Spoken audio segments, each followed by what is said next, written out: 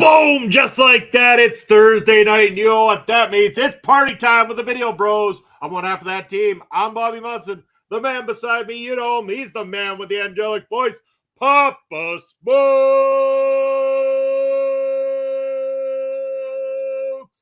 Papa Smokes, happy Thursday, brother. How are you doing? Hey, happy Thursday to you, Munson. Glad to be here doing Ring Respect Radio again. It almost looks like winter is over in Canada here, as short as it was. What was the temperature today, Munson? -2? I think -3, if I'm not mistaken, and it just keeps creeping up. I hear plus temperatures by next week. It's, the weirdest Wild. thing. We had, no snow around Christmas time for like the first time ever. Then all of a sudden, we get dumped on with snow. We get -40 to -50 temperatures outside. And just like that, boom, it was gone. And it seems like spring might be on its way here in Saskatchewan already. Yeah, that's Canadian weather for you, especially out here on the prairies. But yeah, a joke's a joke, but I don't think we're done with winter yet. We got a February and a March to go yet. You bet, it can rear its ugly head at any time, but we are happy to welcome our Ring Respect Radio YouTube chat Hey. champion as of last week. It's Mr. Bobby Stats. He's up in the house. Bobby, how you doing? Saying Ricky Shane Page versus Jake Christ for the MLW National Openweight Championship at the MLW Fusion tapings this week from this Saturday, actually, February the 3rd at Super Fight there. They really seem to still be going forward with Ricky Shane Page over there, Papa Smokes. I don't get it. I'm not certain of it. And I know I don't want it at the same time. Yeah, same. I'd like to be supportive, but we need a better guy in that spot. And nothing against Page personally or anything, but MLW's got to get out there scouting some more talent. They really do, but they got quite a decent lineup coming up for Super Fight. Looking forward to that. You're going to be able to join me for the watch along here on the channel. And again, Papa Smokes, if you happen to be free, seats always there for you as well, too, on that February the 3rd evening. We are going to be having our Ring Respect Radio Viewers' Choice Championship returning here tonight, Papa Smokes. Last time out, we crowned our Viewers' Choice Champion for MLW. This time tonight, the theme is territories, because you know what? A trip through the territories, episode 1, was a very smashing success for us here across our channel, the Video Bros Network, as well as at our local establishment. So thank you to everybody who supported that show. And we're looking forward to bringing you episode 2 coming up here in February. So be on the lookout for that. But we've been talking about something for a while here, Papa Smokes. And I know that we wanted to cover this here tonight. We're going to talk about it before we get into the tournament. But before that, we're, of course, going to say hello to our boy, BDJ, who's up in the house. Yeah. And what up, boys? What up, BDJ? Happy to have you joining us here this week. Bobby said he's still sad about Steph DeLander losing to good brother number 3. That was atrocious on what was otherwise a pretty decent card that night. That's the weird part. The tapings for MLW this time around were better than what their premium live event was. And most of it was good other than the Steph DeLander Good Brother match, which was garbage. It turned into that comedy nonsense that Mance and the boys are starting to creep in more and more each week with MLW, and it's just getting to a point of absolute nonsensical stuff that I'm not interested. I've lost all interest, and it's a shame because I can get behind Mance as a wrestler when he's putting out wrestling matches, but I haven't seen him do a wrestling match since coming back to MLW. Well, hasn't that sort of been typical of MLW in the years we've been watching? Maybe at the very beginning when they had a ton of talent, including Contra Unit and Dynasty and all that, but they always wanted to hook the fans with some little comedy segments, some of which were well done and some of which not so much. And yeah, I would say that's been pretty par for the course for MLW as long as we've been watching. There's been some bad comedy on there. Yes, there really has been, and hopefully that'll get rectified, and we'll see a lot better done this time around with Super Fight. Looking forward to that. We do have a couple things we're going to get to before our Viewers' Choice Championship here tonight, Papa Smokes, and I will say that as of not next Thursday, but I believe 2 Thursdays from now, February the 8th, I believe would be the time slot. That is the night that we are going to be sharing Thursday nights here on our local establishment as Kyle Sparks and his tag team partner, who you'll hear more about very soon, are going to be starting up the Honor Ramble, the ROH post show here at our local establishment. Going to be bringing all their views on everything that goes down on Ring of Honor each week. So we will be sharing the evening with them. So after Ring Respect Radio wraps, we do hope that everybody will stick around for a little bit of Ring of Honor updates, highlights, all the conversation surrounding it. But let's take a trip, like talking about going old school here, Papa Smokes, like we have before. We've been talking about this for quite some time. But you and I of this quite early last year. I believe the snow was still on the ground, at least anyway, when we picked up our copies of Blood and Fire, a ball about the unbelievable real life story of wrestling's original Sheik. And I got to say, I knew nothing. I knew of the Sheik, but I did not know the Sheik until this very book. And this was a foundation on your part, Papa Smokes, because not only is it a great insight into the Sheik himself, but an insight into professional wrestling and what was going on during the time that he was around. And quite an incredible human being in so many different ways. A tough SOB as well, too. Ed Farhat was a guy who kept the kayfabe alive, too. I remember reading one of the passages in here talking about how even his kids and nephews, nieces, everybody, there was never calling him Uncle Ed or Papa Ed or anything. It was Sheik, Papa Sheik, Uncle Sheik, things like that. He was the Sheik. He was never Ed Farhat again once he took on the persona of the Sheik. Yeah, I think you're right, Munson, that Brian Solomon, in writing this book, we know that he's got his chops in wrestling journalism. You know, he's kind of came on the scene for working for WWF magazine, like the print magazine, in the late 90s and all that. He's had his finger on the pulse of a lot of wrestling in the northeast of the U.S., including Boston and New York and the WWF territory. So it was that was a good topic for him to undertake, the story of the whole Sheik. Now, Sheik ran his did a lot of his wrestling and ran his promotion in Detroit, but same basic idea. Excuse me. And Solomon heavily researched this book. That's one of the things I respect the most about this, is that you don't have to accept his opinion or his editorializing in the book if you don't want to. There's a whole lot of research that allows the reader to make his own connections, including historical dates, times, places, years, matches, results, which has got to be the large part of any sports biography, but especially in wrestling. You got to go through all those old programs, through all the old newspapers, and get the results and understand what was going on in the territory at the time. This is quite masterful work, and you get a really good sense of how big time wrestling operated in Detroit. Yeah, and you know, one of the things I do want to mention from this book, I mean, I think everybody, first of all, everyone should go read a copy or borrow a copy, whatever you have to do to get your hands on a copy. Check this out. It's an encyclopedia while at the same time telling a very unique story about a very unique human being. One of the cool things I remember reading in this whole book here too was his time over in Japan, and the comments that would be made that despite being a feared heel, where everywhere else you go in the world, those feared heels back then, you stayed away from, you stayed clear. But when he went over to Japan, they have a belief there that about something about facing your fear and actually going and touching the shoulder of the Sheik and then running away after that kind of thing. It's facing your fear and somewhat of a good luck thing over there that they read in this. So he said it was almost a different atmosphere, having to be that guy, be that evil Sheik character while they're coming up and clapping him, because this is a thing over there where it brings them good luck to face their fear like that. Yeah, and the Sheik had really picked up his game through the '60s.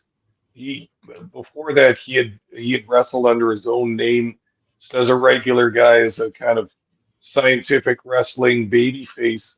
But once he bought big time wrestling in Detroit for 50K. I think they said he bought that territory for. That's when he really upped the gimmick that he was using of the wild and insane Sheik. He really stepped up that persona, so to speak, and got that going. It was a lot more gimmicky than a lot of wrestlers were willing to accept at that time. But it also made a big difference in the audiences. The audiences were eating this up at this time. He quickly became the by far the biggest star of his own territory. Well, that was just it. Again, this is similar to a lot of people at the time too, that under their own regular names, something just wasn't clicking, kind of thing. And the same here. Ed Farhat, there was nothing wrong with his in-ring ability, but the way he was presented before he became the Sheik just didn't click. But as soon as he donned this character that was nothing like his real life actual personality, all of a sudden he became a superstar, a world-renowned star came about because people feared him wherever he went. And you could really say it. It mentions a lot of it in this book that he pioneered a lot of the most violent wrestling type styles and stuff like that. Like this, he was not outside the realm of possibility of drawing color in pretty much any matchup that he was involved in. I mean, they actually mention being like a grandfather of what we would call hardcore wrestling today. The Sheik was at the forefront of it. Absolutely. And that was part of ramping up that gimmick and getting his own business in his own territory going. Started in with the gimmick, bringing in the prayer mat and wearing the turban and all that stuff and doing his prayers and playing the little flute and all that stuff. But then the wild eyes and the lunging at fans and the all kinds of unorthodox behavior, which got those fans afraid of him here. And the way that he kept kayfabe so strong, not only in his own family and everything, but in his business, firm grasp on kayfabe, would never appear outside of it, so that the spell was never broken. It's not like today where wrestlers can have a hardcore match and then on Instagram 5 minutes over the match they're hugging in the back, and then the heels got his lovely wife and his kid and they're going to Disneyland and all that. No, there was none of that back then. And fans nowadays, I think, believe that lots of fans, or the majority of fans, didn't realize that wrestling was a work.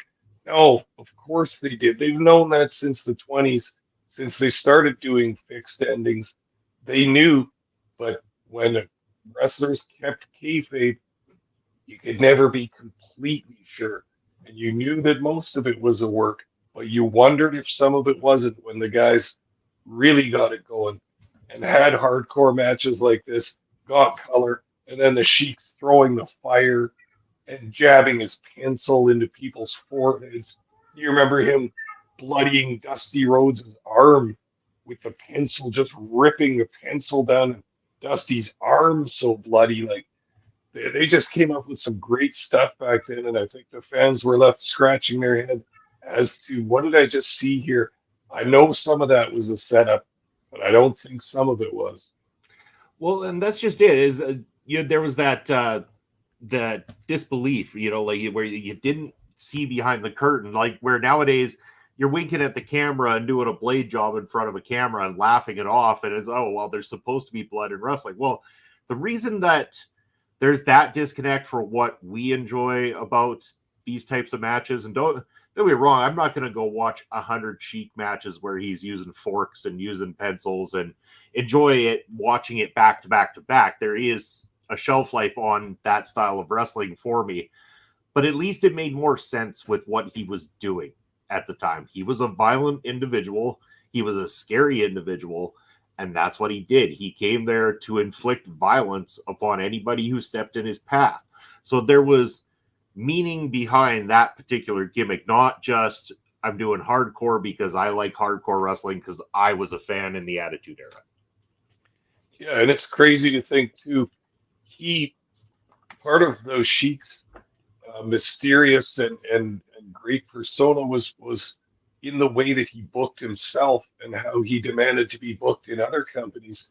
Of course, he was working up in Indianapolis for Dick the Bruiser, and up in New York for Vince McMahon Sr., and up in Montreal for some of the guys. But he always was steadfast that he would win because it was always his reputation that he would win or that he wouldn't lose at least. And Sheik is hilarious. You must have laughed reading this book because it Anytime. said that his average match length was 5 or 6 minutes. Mm-hmm. And he would come out and do his stuff, and that's what everybody expected. And it was bloody, it was violent, it was brief. He got in and out. He made his impact to the fans, and then he got the hell out of there before it wears off. And I think that's a good lesson. I think a lot of matches are much too long. You got to just leave the fans wanting more of what they just saw. Sheik had a very strong grasp on that. Same thing with some of those hardcore style moves and all that. You're not going to be wanting a long match with that stuff. It's two opponents that are ready to destroy each other. One guy afraid of the Sheik and the Sheik out to destroy the other guy. It ain't going to be a long match. And he got paid large sums of money for 6-minute matches. Well, and why not, right? Like, why put yourself through having to do it over and over? I think that's another reason that we lose a bit of that touch when it comes to these types of gimmick matchups in a modern time. People want to do them, but then they also want to be the ones that are out there for 30, 35, 40 minutes even, doing spot after spot where, again, kick out after kick out, where it starts to undermine everything that's been done during this whole thing. When you get a couple of people that are sincerely pissed off at each other and they go out and have a fight and beat the living piss out of each other using weapons and stuff like that, it can be done very, very well and have meaning behind it and not have to drag on forever. Again, that's one of the coolest things about some of the matches you and I have had the pleasure of calling that have gone to that extreme. For example, El Assassino and Cannonball Kelly that you and I are going to be doing the commentary on right away, that chairs matchup, the actual matchup itself, I think clocks in at under 10 minutes because there was no need for it to go more than that. They beat the shit out of each other. It's time to call it a day. Absolutely. And that just speaks to exactly what the Sheik and some of the boys were up to in those days. And I mean, it wasn't popular in the 60s and much of the 70s to have such a strong gimmick, to not rely on wrestling skill whatsoever, be it babyface or heel. A lot of those big-time wrestlers, Buddy Rogers and Lou Thesz, those type of guys, didn't want to work with the Sheik because they didn't like that glamorized Hollywood gimmick wrestling kind of thing, and they didn't respect it. And they, even back then, those guys didn't want that creeping into the business because they knew it would weaken it. But Sheik's reputation spoke for itself, and he could draw fans. Fans were fascinated with him. Fans still are fascinated with him. Watch some of those matches, and his psychology is like nobody else's. Or I suppose there's a few people with psychology like him, like the sort of Abdullah the Butcher types, but it's wild, Ben. And you mentioned Japan too. They were terrified of him, and you've seen that similar reaction to when Bruiser Brody and Stan Hansen and Road Warriors and some of those other big guys used to come out. The fans would scatter away from them like schools of fish, like just all in unison, just running away because of kayfabe, because they didn't know if these guys were actually crazy or not, or actually going to get pissed off in the crowd and start hurting people or whatever. But Sheik, the same thing, an aura of mystery and violence around him all the time. You bet. Speaking of mystery and an aura, look at this. It's aura wrapped in a mystery. It's our third video, bro. It's Basser. What's up, buddy? How are you doing? Glad to see you here on Ring Respect Radio. And now that we got a few people here, Papa Smokes, I just want to go over the fact Blood and Fire, great book. Brian Solomon, great writer. I think that any of his work should be checked out by anybody who's a wrestling fan, anybody who has an interest in wrestling history. I want to thank you for this recommendation because this was great. And of course, every time I'm going through a book like this, I go through this one, went through that Andre the Giant one. I'm going and watching matches as well too, and I'm picking up things. I'm looking at things, and there's just a lot of great. Yes, Brian Solomon of Jim Cornette fame. Yes, Mr. Vassar. Yes, very much so. Yeah. I don't think I ever sent you the link, but you have to watch that movie, I Like to Hurt People.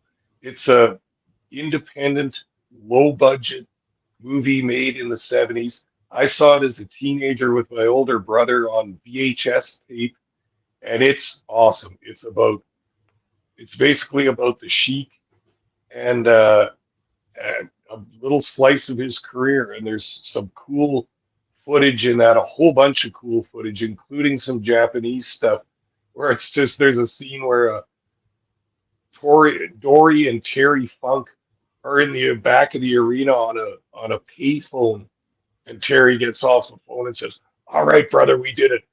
We got the Sheik and the Butcher tonight." And then it goes into their match, and oh man, crazy stuff, but a wild, weird cult movie from the 70s.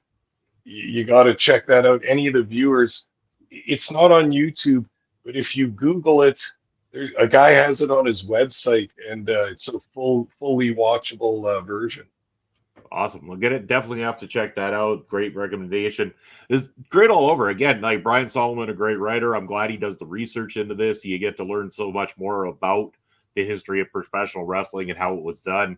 And even how, like, just that study and that understanding of how it was done, when you see the right people doing that and bringing elements of it over to the modern day professional wrestling, you see a lot of stars being created in that very manner, just by taking on some of these things that the guys of yesteryear were able to produce inside of a professional wrestling ring.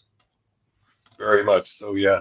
If we're wrapping this up, can I read a quotation here? I always want to include some of the author's own words here. Yeah. Solomon says, simply put, the Sheik was the greatest money-drawing heel in the history of the pro wrestling business, and by all accounts, the most passionately reviled by fans, as crucial a metric there is for villains of the squared circle.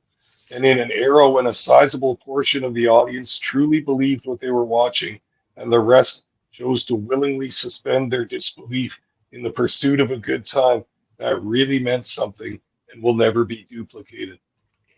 Nice. Awesome. Nice. Yeah. So yeah, big kudos definitely from both of us on this book and on the work of Brian Solomon. Loved and it. Pops, folks, we're going to need another recommendation for the next book that we're going to tackle here. Oh, I think it's becoming a bit of a tradition to get about one a year in for us, or maybe even fit two in if we can, kind of At thing. least. But I think we need to. There's a few I know on the list. We'll have to talk and decide which one's the next one. definitely. Awesome. All right, I got tons of ideas. perfect. Yeah, so that was Blood and Fire, all about the original Sheik, who you're gonna get to talk more about him because he is on our very special Titan of the Territories tournament here for the viewer's choice that's going to be coming up right away. But before we get to that, though, Pops, folks, I speaking of journalism, I mean, Brian Solomon might be an A+ journalist. I'm about a C- or something like that. But I've been doing some digging. I've been doing my best to come up with a little bit of journalism expertise here, and I found this thing posted online. I had to go scour the dark web to find it, but I did find this, and I want you to speak on behalf of this man, because I know you made a statement last week, but then we go and we find this right here. Check this post out. Papa Smokes, apparently you were seen in the box along with Taylor Swift and the Kelsey family there. I see some big hard eyes on Miss Swift's eyes there, and Papa Smokes' face on the screen. What's going on here, brother?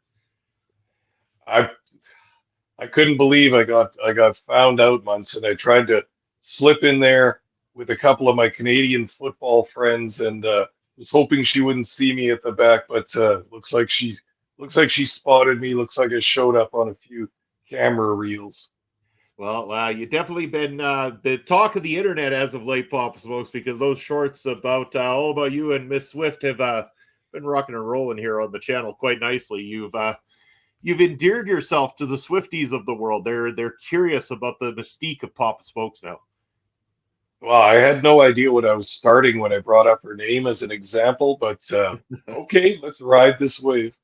That's right. We even have a special playlist here on YouTube for our local establishment now, dedicated to Taylor Swift moments from streams here. Don't worry, there is one that was brought up by Andre C. So it's not just Papa Smokes. Andre C. has been also making a comment there about Miss Swift. All positive, of course, because why not? Wonderful work of Taylor Swift. I'm sure many people enjoy it. Until she makes a heavy metal album, I'm not too sure I'll tune in, but I still respect the work ethic anyway. Okay, well, yeah, like she needs more compliments from us, I suppose, but she's doing just fine.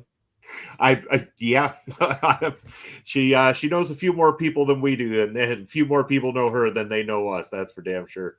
But for now, yeah. Well, I mean, we're once all this catches on and everybody realizes that connection. I mean, it's Swifty Mania is going to be rushing all over Ring Respect Radio. Anyway, enough of the comedy here, Papa's folks. We got to get on to some serious business. Becca is great. I agree with you, Bobby. Becca should be opening for Taylor Swift. Make that happen. I mean, with the rise of Becca, Taylor Swift be opening for her soon. Anyway, yeah. Tournament time, Papa Smokes. It's Viewers' Choice Tournament time, so make sure that you're active in the chat, letting us know who you want to win, Papa Smokes. So I am going to count your vote for each of these matches as well, too. So your insight will matter in deciding the Viewers' Choice champion here tonight. But I have selected 16 competitors across the territories. I showed that list to you ahead of time so that you know who it was in case we want to make any changes. But I think we've got a fairly decent, strong list here tonight of competitors. I put them in some great opening matchups. And you, the viewers, are going to get to decide who's going to go all the way to the end to become the Viewers' Choice champion here on Ring Respect Radio as we crown the Titan of the territories. And that is the match brackets right there. The tournament brackets as they lie right there on your screen. Check it out there. We got some real heavy hitters coming at you here in this tournament. Some major Titans of the territories and some great matchups. So we're going to go on our way to match number 1 here, Papa Smokes. And I want you to inform the fans a little bit about both competitors. Just a little bit of a rundown of their time or just something that set them apart from others at the time. Starting here with match number 1, we've got Andre the Giant and Bruno Sammartino. Good Lord, this is going to be, there's some tough choices in these opening brackets, I must say. This is definitely one of them. Well, everybody knows Andre the Giant. Bruno Sammartino, everybody should know. He's held the WWF belt for periods of 7 years and stuff like that. He's absolutely the king of the wrestling game all throughout the 70s and into the 80s. And he built the WWF on his back, basically. All those Madison Square Garden sellouts that he had, how many in a row? The records are just insane. So this is going to be a tough one for all of us. It will be tough. I see Bobby Stats has got his vote in there. I know Papa Smokes, you're thinking about your vote. Make sure that get some other people vote in here before we close that voting to decide who will go through to the second round of this match. Will it be Bruno Sammartino or will it be the late great Andre the Giant? Two big behemoths, two big names in the world of professional wrestling going at it. So we got Bobby's vote in. Wait for a couple others. Who we got? Do we got Bruno or do we got Andre? Going to give you guys about another 20 seconds. Yes, Papa Smokes. Sorry. Just to be clear about this, we're talking about each match is going to be a clean pinfall win kind of thing, or is it possible that there are disqualifications or that somebody might be booked the way they're normally booked? You know what I mean? I think knowledge of how they're normally booked is fair game in this one, and any form of victory is a form of victory going forward in this tournament. Okay. So I know where you're going with that one for sure, so I can read between the lines. And yes, I'm willing to accept the idea that DQ countouts because those were a lot more common, especially in the territories, count 100% here in this tournament.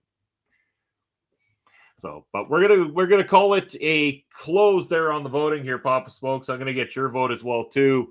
We got Bobby's vote and a couple others here. So, who do you think should take the victory in this matchup? This is a tough one because both of these guys, these are two of the biggest baby faces of all time in the business. So it's tough to think of how this match would have gone down. But I'm imagining it in Vince Sr.'s WWF. And I'm going to go with, as the winner, Bruno Sammartino, because they didn't. I'm guessing that McMahon wouldn't want to lessen Bruno, and he would have Andre take some kind of a count out or disqualification victory that didn't tarnish his reputation either. You bet, and you'd be agreeing with the chat there. That's also going that same direction, Papa Smokes, and that's kind of when I imagined this matchup. What I was thinking in the first place is the whole idea that Andre would get protected at the hands of keeping Bruno looking strong, and I was hoping that would come across. You know, we've done a lot of talk about these guys on the channel here, and I'm glad that our viewers understand and respect, you know, that kind of history in pro wrestling. So with that said, Bruno Sammartino is actually moving to the next round, knocking Andre the Giant out. And the very first matchup. Yeah, I can't believe Andre's out already. That's the way these things run. And it's going to be not any easier with this second matchup of the night, because we got to pick a winner between a guy we talked about earlier and a guy who ran the top of the NWA for quite some time. Papa Smokes, let people know about this matchup: The Sheik versus Harley Race. Ooh-wee. That's another good one, boy. That's a couple of hard hitters right there. Most fans know Harley Race for being the first 7-time NWA champ and one of the great grandpappies of the wrestling business by a long shot. And then we just had a nice chat about the Sheik. He had one hell of a run and a number of NWA title matches throughout the 60s and 70s when Big Time Wrestling was a member of the NWA. And the Sheik also had a U.S. title in his territory. But yeah, this should be interesting. Are we getting some time to think about this one? Yeah, give it some thought there, Papa Spokes. I know that we got some activity in the chat already of direction that seems to be leaning at the moment, but that is perfectly okay. I want you to put some thought into it, and we will declare a winner at the end of this whole thing. Again, this is I'm not going to make this easy on anyone. And just imagine whoever wins this victory, their next challenge is against Bruno. So that's going to be one hell of a lockup there in the second round as well too. So I'm going to give it about another, say, 10 to 15 seconds here, Papa Smokes, if you want to give it a little bit of thought there and chat. If anybody else wants to get their vote in, make sure to do so. Active on Twitch and the YouTube side of things. Let us know who you think is going to win. Is it the original Sheik or is it Harley Race? We're going to count down about 5, 4, 3, 2, and 1. We're going to close that voting on this matchup. Papa Smokes, your thoughts before I give you the viewer's choice. Yeah, this is another really tough one too, and I'm trying to imagine them having encountered each other in various promotions and stuff. Yeah, we just talked about the Sheik too, how he didn't accept bookings where he lost and stuff, so that gives him an advantage as well. But I still have to go with Harley. He was the ultimate traveling champion. Him and Ric Flair, I suppose, the ultimate traveling champions. So versatile, could work with anyone, and could pull out a victory in any kind of match. I want to pick the Sheik because it's his night on Ring Respect Radio, but Harley Race has got to advance. Well, there you go. Papa Smokes agreeing with our viewers once again there on the Harley Race front. So the people want Harley Race through, and they're agreeing with you, Papa Smokes. So Harley Race is going to go through. He will be taking on Bruno Sammartino in the second round of the Ring Respect Radio Viewers' Choice Championship Tournament as we crown the Titan of the territories. Going to match number 3, and this one should be very interesting. I'm curious to know who you'll favor in this one, Papa Smokes. A little bit of a doozy. We got Michael P.S. Hayes going to be taking on Bobo Brazil in this matchup. And I know we've talked about Bobo a few times on the channel, but I don't know if we've given him enough attention to have educated the viewers unless they've educated themselves on Bobo Brazil. So I do think that in this case, this might favor Michael P.S. Hayes just based on people's knowledge of him as a person. But get him into this one. What should they expect between Michael P.S. Hayes and Bobo Brazil? Yeah, this is a pretty wacky matchup. I like it a lot, though. Michael Hayes, known mostly for his tag team wrestling with the Freebirds, of course. Bobo Brazil, a massive, massive wrestling star in the 60s and 70s. Also a very large man as well. And Bobo Brazil was one of the Sheik's great opponents. They had a feud that spanned 30 years or 40 years, was it? But they just had so many matches with each other, so much charisma. It would have been interesting for Sheik to meet up with Bobo in the second round, but I don't think that's going to happen. But yeah, Bobo, a huge, huge, influential and African American idol for a lot of people too in the wrestling business. Great stuff. This is an intriguing matchup for sure. Intriguing indeed. And we do have some chatter in the chat there letting us know what the viewers want to see in the next round. But again, if you are new to this show right now, we are doing a Viewer's Choice Championship tournament. And again, the matchup on the line right now, Michael PSA is taking on Bobo Brazil. And again, by any means necessary, pinfall, submission, countout, or disqualification, you choose the winner. Let us know who you think should go through.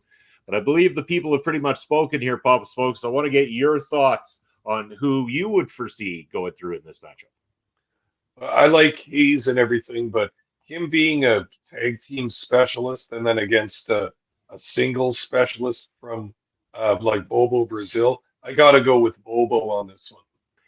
And this is where the disconnect's going to be. And I figured it would be because, again, I think that our viewers are going to be a little bit more familiar with Michael P.S. Hayes as he is. And that's where I kind of felt putting this one together. It might favor Hayes. Didn't do that intentionally to favor Hayes, but I knew that at the same time, I wanted to give you the opportunity to argue in favor of Bobo, who I think doesn't get enough attention or understanding from modern day professional wrestling fans. Yeah, he's just a little bit before our time. Even mine, like I didn't see Bobo on TV, or I'm sure he still was when he was older because he was very fit, man. He wrestled until he had all gray hair and stuff like that. But yeah, he's not remembered as well. It's a bit of a shame, but Hayes an excellent pick as well. That's right. And the viewers are picking Hayes, so it is Hayes that will go through to the next round. And who his opponent is going to be very interesting, Pops, folks. And I put this one together because I felt this one kind of played right into the video bros very, very well. We're talking about the Mongolian Stomper, Archie Goldie there on one side, and Vern Gagne on the other. Sorry, Pops, folks. I didn't catch that. I thought you said something there. Oh no, I was just kind of making some noises at this match. Another wacky matchup here, but I like this a bunch. Vern Gagne, of course, was sort of like the Kurt Angle of his day. He was the leading collegiate wrestler in America. Went on to form the AWA and then book himself as champion for many, many years there. And then Mongolian Stomper, God, he was all over the place. We know him from Stampede Wrestling, from the Calgary and Canadian Prairie area, but he wrestled all through Texas and Tennessee and Florida, St. Louis, everywhere. So he's a journeyman, and promoters couldn't wait to book a great heel like him in such great shape and knew the business very, very well. He was a big bad man, the Mongolian Stomper. But we'll see if the fans are familiar with his work or if they're a little bit more familiar with your man there, Vern, who ran the AWA. Somebody you remember quite fondly from your youth there, Papa Smokes. But yeah, I'm going to close the voting here right about now, and I'm going to go over to you, Papa Smokes, get your thoughts on who you think would have been the winner of this matchup and kind of how that matchup would have ended. I want to pick the Stomper so badly because I like him a whole bunch, but this is a classic heel versus babyface match. Stomper was a great draw and sometimes a main event guy, but Vern was just above that, especially when he booked himself, of course. But I think I think most promoters would have taken this match and seen a great opportunity, a heel that can get heat and is scary and weird looking to the people, and then a babyface, all-American, people's champion, scientific wrestler, never breaks the rules kind of guy. I got to go with Vern on this. All right, and you're talking the people's language once again there, Papa Smokes, because Vern is the big winner according to the fans there. And again, I could also see the Mongolian Stomper getting himself DQ'd or something along one of these roads. Sure. That would be a style to protect him as well too. But the Mongolian Stomper is somebody who people should go and check out. It's somebody that not a lot of people are familiar with, especially more modernly. But go check the Mongolian Stomper out for a true classic heel of the territories of wrestling. Yeah, nothing fancy, but a big, muscular, ugly brute of a man. Yeah. Though he was very intelligent behind the scenes and very well spoken, as I'm told. But the kind of heel that comes out and scares little kids and probably some adults too, because the guy was massive and very intimidating. You bet. So we have our first two quarterfinal matches now set. It means Bruno Sammartino is going to be taking on Harley Race, and Michael P.S. Hayes taking on Vern Gagne in the next round. But we got four more matches to go through to decide the other side of this thing here. It's going to get crazy yet, too, because we got match number 5 coming at you. Make sure that you get your votes in. As Papa Smokes tells you a little bit about Mad Dog Vachon versus Bruiser Brody. Well, Mad Dog Vachon is Canadian and from Montreal. Was a French-speaking guy in his early days. He was also somewhat of a collegiate wrestling expert, despite how he looks in this picture and how he ended up in his pro wrestling gimmick after years and years. But he started out a Greco-Roman wrestler that got by, was a babyface and got by on his skill and could defeat the heels with his skill. But he changed that all around later in his career, and he's another one of the textbook brawlers. Not so much hardcore. He did cage matches and chain matches and stuff like that, but just brawling and hitting guys with a ring bell, wrapping a chain around his hand and bloodying someone. A real classic that way. Then you look at Bruiser Brody. Well, more people are familiar with him probably. Same idea, a lunatic. People never sure how much was kayfabe and how much wasn't, because the guy genuinely looked like he was unhinged for a lot of the time in a lot of his matches. I'm sure this match did happen a few times. I'm sure these guys crossed paths. I haven't seen it, but it would have been a real bloody brawl and a lot of action outside the ring. I'd imagine there would have been, and we got some votes in from the audience here. So I know the viewers want to put through here, Papa Smokes. But have you given it some thought? Who you think would go through in this encounter?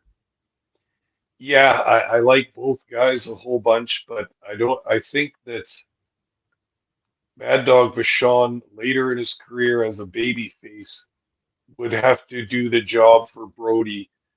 Brody was the ultimate mercenary, going territory to territory, kicking ass and pinning shoulders to the mat.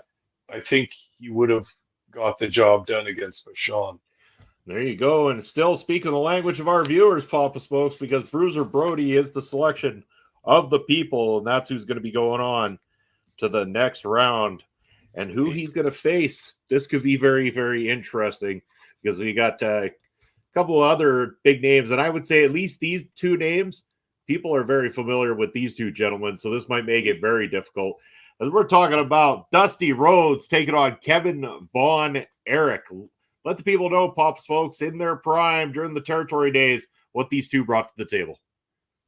Well, Kevin Von Erich, we've talked about many times as part of the Von Erich legacy in Dallas, Texas. The brothers, they could do nothing wrong.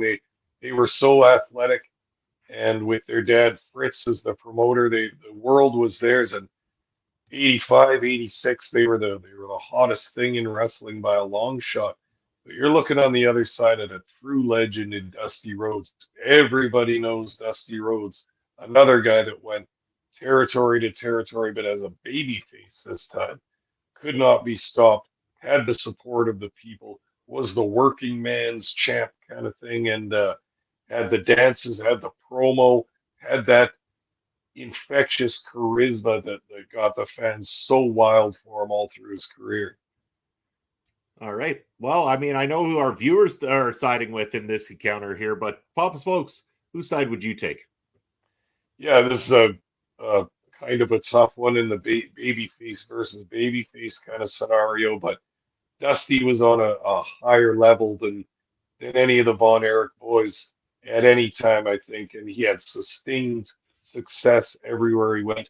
Now, some of that was him booking himself also, but at the same time, Rhodes couldn't be held down. So I'm going with Dusty for this one. All right, still singing the same language as our viewers, Papa Smokes, because Dusty Rhodes is who the people are voting for, and it's who's going through. I mean, Bruiser Brody's got his work cut out for him when he goes up against the American Dream, Dusty Rhodes, in the next round of our tournament. 2 more matches to figure out who's going on to that other bracket in the second round. And this is going to be an interesting one, Papa Smokes. And I picked this one for one interesting reason only. It's the Nature Boy versus the Nature Boy. We got Ric Flair versus Buddy Rogers. Let the people know in their prime, Ric Flair, Buddy Rogers, what each one of these two possesses. Well, similar wrestlers in a way, both taking that Nature Boy moniker, both with the dyed blonde hair, the tremendous athletic physiques and all that. They're almost mirror images of each other, but one from the previous generation and one from the newer generation. And actually, those two did clash in the ring and outside of it over the use of that nickname, the Nature Boy. And I think also just good old-fashioned rivalry between the two. Rogers, I don't think, felt ready to give up his throne as the big golden boy of wrestling, but Ric Flair was the new guy on the scene with a whole ton of charisma, and he was determined to be the next big Nature Boy in wrestling. You bet. I got the votes are in from the viewers here, Papa Smokes. I know who they want to see go through to the next round, but from your perspective, who do you think that you would see going through in this one? And we're talking both guys in their prime. Who goes through? For sure, it's tough. It's very, very tough because Rogers had a wild style, very, very athletic, and lots of good moves. But I have a hard time seeing it in any other way than how it actually went. And that was the passing of the torch from previous generation to new generation. Ric Flair beat him in the middle of the ring with a figure 4 leg lock. So I'm going Ric Flair on this. All right. And then this is the one, the second time only, Papa Smokes, that the viewers don't agree with you. The viewers actually going really old school on this one and give them the win to Buddy Rogers, who's going to get a little bit of redemption there and carry the Nature Boy name on to round number 2 here for us. So, yeah, big surprise there. All right. I like from our viewers. I like it. I like it. If they appreciate Rogers, I'm totally down with that. Yeah, well, I mean, hopefully we've done our job in educating some people towards some of this classic wrestling, Papa Smokes. I know that's what's happened being a part of this show, me getting to learn all this kind of stuff. I've learned tons about a lot of great old school wrestlers. And speaking of old school wrestlers, here's a couple of names that people are very familiar with that had great runs in the territories. And this is a big matchup here. It's going to be tough, I'm sure, for people to decide. As we're talking Jerry Lawler taking on Ricky Steamboat. Papa Smokes, wow. Jerry Lawler, Ricky Steamboat. What kind of accolades did they bring to the territories? Tons and tons, both of them. We all know Lawler is the guy that carried Memphis to some of the biggest and most prolific gates that wrestling had ever seen at that time in the late 70s and early 80s. The town was dead until they got the King Lawler. Kind of a unlikely hero when you think just by looking at the guy, but he had such skill promo-wise and in the ring. He just knew how to interact with that crowd and wind them up like nobody else.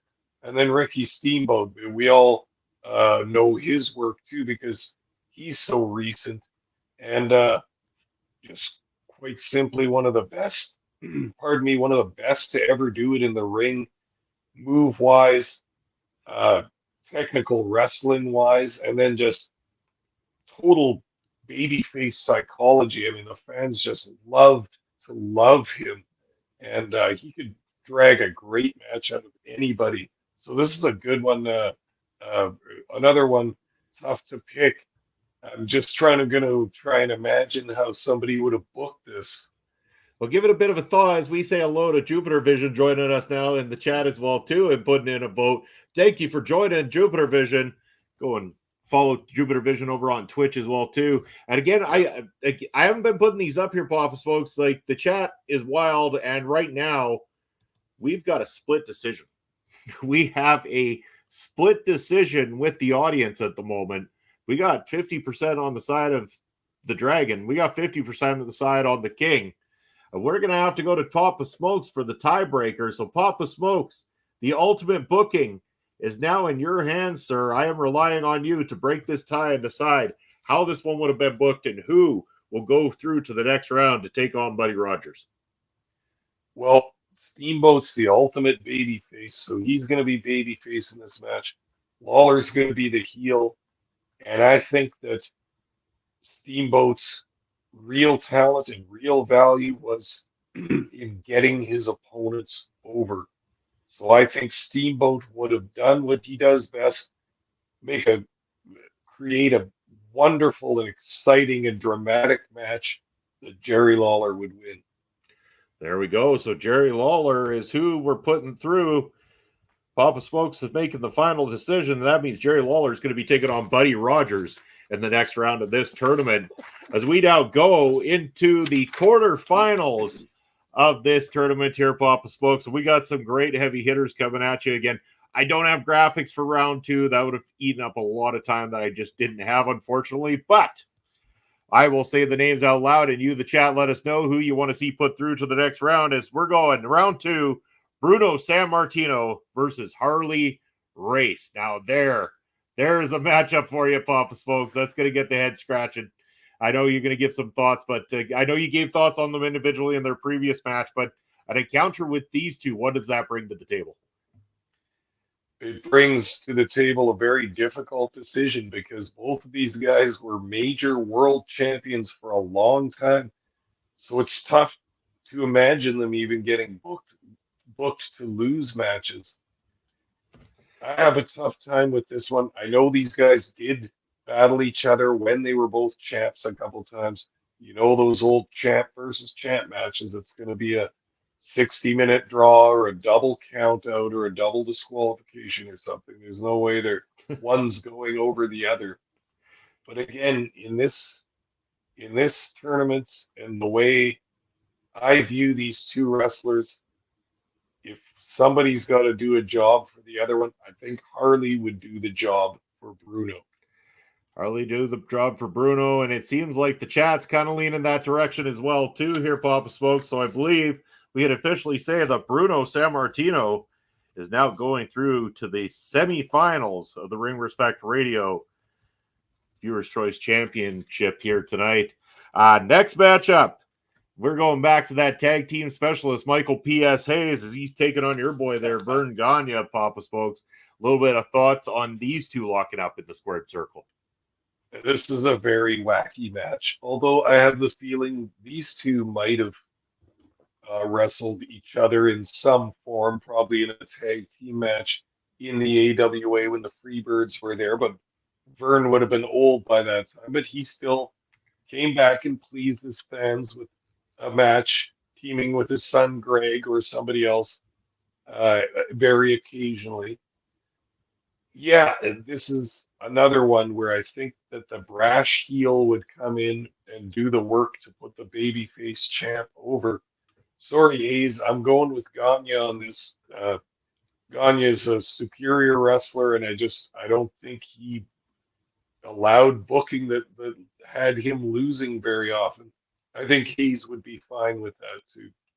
Well, I believe that the viewers have decided otherwise, though, Pop Smokes. A lot of love for Michael P.S. Hayes, a.k.a. the manager of the Hardy Boys, who is now going to be chosen by the viewers to go through to the next round. So a disagreement between you and them. But Michael P.S. Hayes continues that, that timeless popularity that he seems to have with wrestling fans across the world, which, has made him somebody that's recognizable still today to everybody who watches professional wrestling.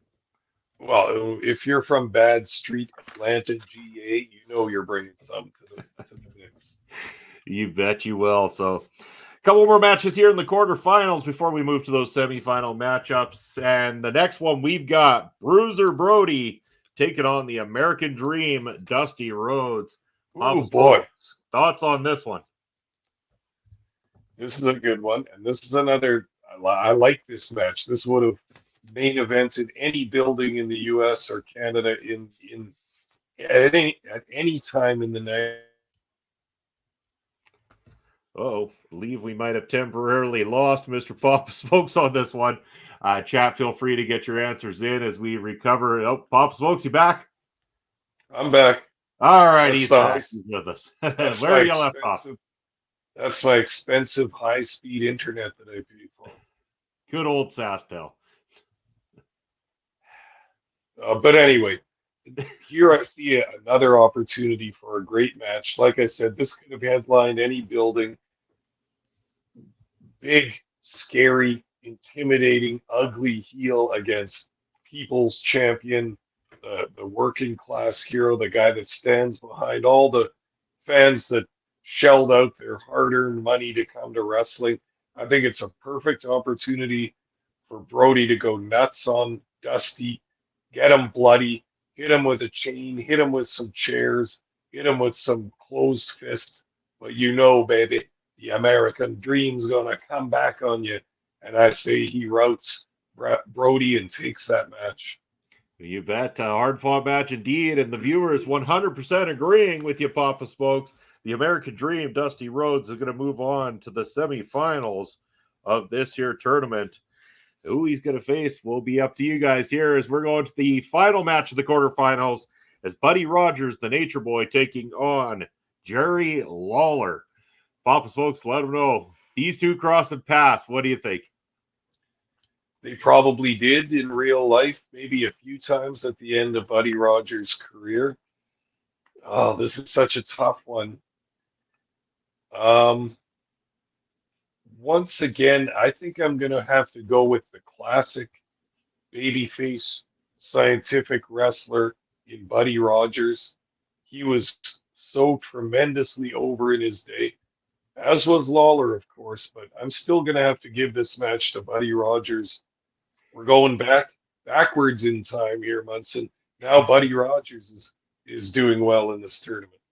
Well, he was doing well, Papa Smokes, but then he came up against the viewers who once again are going to disagree with you, and the popularity of Jerry Lawler is going to carry him through to the semifinals here. So that means Jerry Lawler and Dusty Rhodes in the semifinal, along with Bruno Sammartino and Michael P.S. Hayes. Four large names, very big titans of the territory, but we need to find out who is the true titan of the territory, according to you, the fans. As we go to the first semifinal matchup, Bruno Sammartino taking on Michael P.S. Hayes. Papa Smokes, thoughts on these two colliding inside that squared circle? Yeah, this is another wild matchup from two slightly different eras. I think Bruno was probably done by the time Hayes started, but another good one. Hayes would have done well bringing his brashness and his overconfidence into the ring, but again, you couldn't stand up against Bruno, and I think Hayes would take some of his comic pratfalls and such on the way to Bruno Sammartino victory. Yeah. I apologize for the ad there, Jupiter Vision. I didn't pay attention, didn't catch that it was an ad, but glad you got your vote in, and all the votes are in. And Papa Smokes gave this to Bruno, and it's a good thing that Papa Smokes has an opinion because, again, we were deadlocked, Papa Smokes. The fans were half and half on this one. So it's down to your decision there. And with that said, Bruno Sammartino is going to walk away with the victory. and he is in the finals of the Ring Respect Radio Viewers Choice Champion. I'm slightly surprised with the popularity of Michael Hayes. I like him too, but he's doing well in this tournament. Sorry, the ads, you just missed it. I know. I gotta pay better attention when they were doing these interactive games here on stream to when the ads are as well too, just to assure we don't run into any issues of people missing out on the questions. But a lot of screens, a lot of stuff going on. Can't always catch them all, unfortunately. But yeah, I mean, Hayes very popular here with the fans, but the deadlock here manages to get Bruno to the final there, Papa Smokes. But who Bruno will take on? Let's see if we have to go to a Papa Smoke split decision or if we're going to get the viewers putting someone through. Dusty Rhodes, baby, taking on Jerry Lawler here in a semifinal matchup. Let us know. These two must have crossed paths at some time, Papa Smokes. Oh, yeah, quite sure, except that would have had to be when Lawler was a heel, obviously, and I don't think Dusty did a whole bunch of time in Memphis, but I'm sure he did some. At any rate, brought the charisma with him everywhere he went. And this is another tough one to pick because Lawler was booked so strong. He was one of those, when he was a heel, he would just find a way to win, whether it was cheating or just basic legal but underhanded tactics. Tough one. I'm going to need a minute on this one. We'll give you a minute there, Papa Smokes, because as it stands right now, we might be going to you for the split decision for this once again. Boy. So I hope you're putting in some good thoughts because, again, a lot of popular names, and you can tell that the audience, the viewers, really familiar with some of these names that have come into the finals here of this particular tournament and have made that much of a lasting impression upon fans over the years, whether it be through manager sticks within the big feds or being on color commentary or anything like Jerry Lawler was for so many years, happened to be something that really made them stick in the memories of a lot of fans because you grew up in a time where that's what you saw. You saw Michael P.S. Hayes I can't even think right now what he was. All I can ever think of him is Hayes. Doc Hendricks, there we go. Doc Hendricks, the manager, the backstage guy. You grew up remembering him like that if you were of a certain age group. And then Jerry Lawler on the commentary kind of thing. You don't realize these guys were wrestlers until you finally dig deep enough to find those kind of things out and just see the impression they left upon the wrestling world. Yeah, absolutely. And another thing for the viewers, it's quite an amazing thing to go back and watch some of Lawler's run in Memphis because it was the hottest territory going for a while there in the 80s, but not that many people were seeing it right before cable TV because you would be watching it on your local cable channel in your area, as far as the signal would reach to the few of the surrounding towns around Memphis, Tennessee. And they were just packing them in on ticket sales. Like that's how all the money was made in those days, ticket sales. All right. Well, Papa Smokes, I got to go to you for a decision. We've split down the middle here from the viewers, so I got to get your decision. Who's going through to the finals, Dusty Rhodes or Jerry Lawler? I'm going to have to give it to the American Dream, baby, because Dusty is a force. Yeah. All right. So Dusty Rhodes getting the decision now in the finals. We've got a huge final here, Papa Smokes. And again, I don't get to do this often enough anymore, but it's time for your main event of the evening. We have Bruno Sammartino on one side. We've got the American Dream, Dusty Rhodes on the other side. And we've got them competing for the Viewers' Choice Championship, Papa Smokes. It's going to be a good one. We do have another chatter in the chat there. Thank you for stopping in, saying, hey, guys, appreciate you dropping by. We've got, Dusty Rhodes, Bruno Sammartino. It is the final. Chat, let me know who you think of those two competitors you want to name the Ring Respect Radio Viewers' Choice Champion, the Titan of the Territories. Papa Smokes, your thoughts on this finale?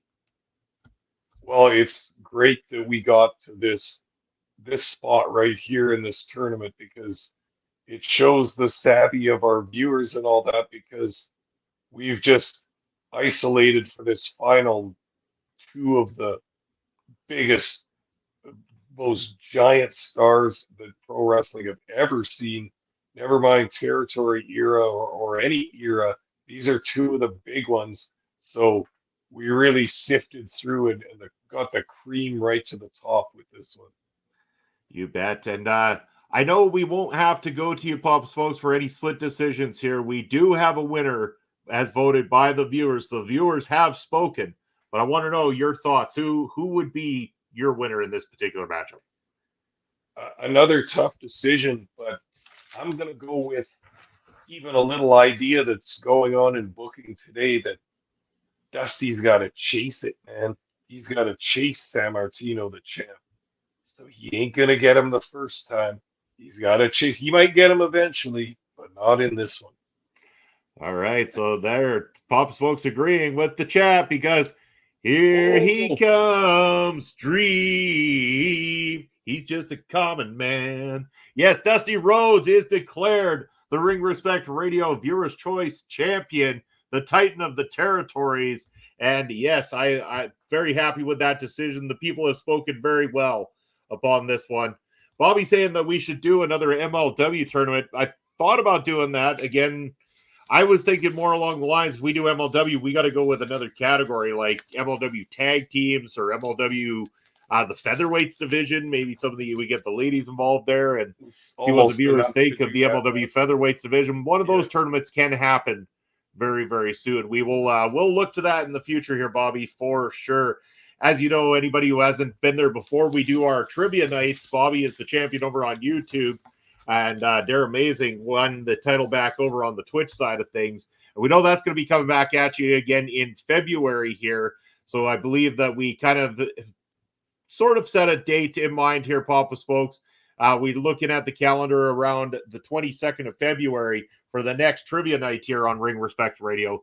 But we're going to have a whole lot of stuff in between for you guys coming up very, very soon. We'll have another show planned for next week.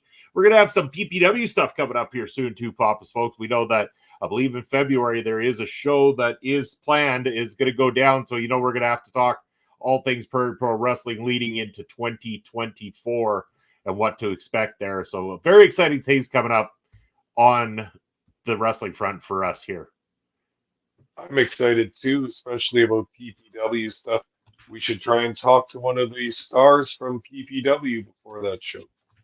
I believe so. And yes, Bobby mentioned MLW Super Fight is happening too. Yes, it is on February the 3rd. Again, you're going to be able to join here on the channel as we do the MLW Super Fight watch party. I'm telling you, the calendar for OLE is all kinds of lit for next week, Papa Smokes. We got a lot of great products. A lot of great stuff coming in.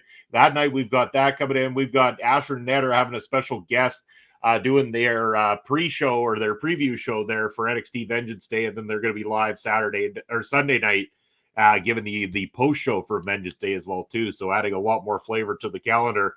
And like we said, on February the 8th, if you're an ROH fan, you're going to be able to join us here at our local establishment following Ring Respect Radio every Thursday night for the Honor Ramble. It's going to be the new post show for all things Ring of Honor here at OLE Podcast. And there you go, that ticker down below. That's where you can find everything to do with OLE Podcasts. But, speaking of tickers, Papa Smokes, there's one that costs us tons and tons of money each week. Because kind of how fancy, how just over the top, dazzling this thing is. It's the Papa Smokes ticker. Hit them, brother. Let them know where they can find you. Yeah, I finally demanded my own ticker and got it no matter what the cost to OLE Podcasts. They shelled it out because Papa Smokes wanted it, baby. So I can be found at Elon Musk's free speech wonderland known as X. I am at Smokes_Papa. And then on Twitch, I'm at Papa_Smokes_.